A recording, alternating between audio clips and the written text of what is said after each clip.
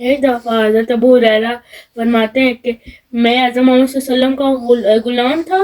اور میری ماں کافرہ تھی، تو میرا جو باپ تھا وہ فوت ہو چکا تھا، اور نہ میری کوئی بہن تھی نہ میرا کوئی بھائی تھا، تو گھر جا کے ماں سے باتیں کرنی ہوتی تھی. تو پھر جو بھی میں محمد صلی اللہ علیہ وسلم جو بھی مجھے باتیں بتاتے تو میں اپنی ماں کو بتاتا، اور وہ حضرت محمد صلی اللہ علیہ وسلم جو بھی میں حضرت محمد صلی اللہ علیہ وسلم کی باتیں بتاتا وہ سنتی نہیں تھی، کچھ نہیں سنتی تھی حضرت محمد صلی اللہ علیہ وسلم کی باتیں. تو ایک دن حضرت محمد صلی اللہ علیہ وسلم کی باتیں میں اپنی ماں کو بتایا تھا، تو ان کے منہ سے بہت سخت جملے نکلتے ہیں، اور پھر میں کہتا ہوں کہ اے ماں، آج سے تیرا میرا رشتہ ختم،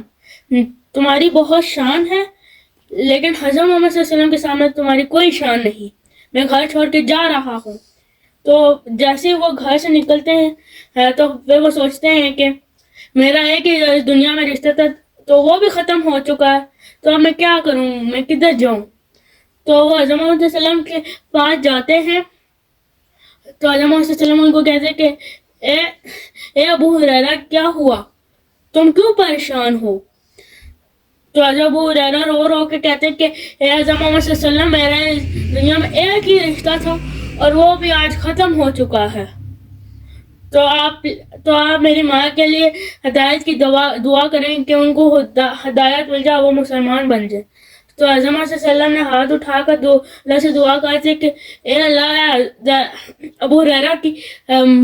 ماں کو ہدایت فرما. تو حضرت محمد صلی اللہ علیہ وسلم کی بات ختم نہیں ہوئی تھی تو حضرت ابو ہریرہ بھاگتے ہوئے گھر کی طرف جاتے ہیں،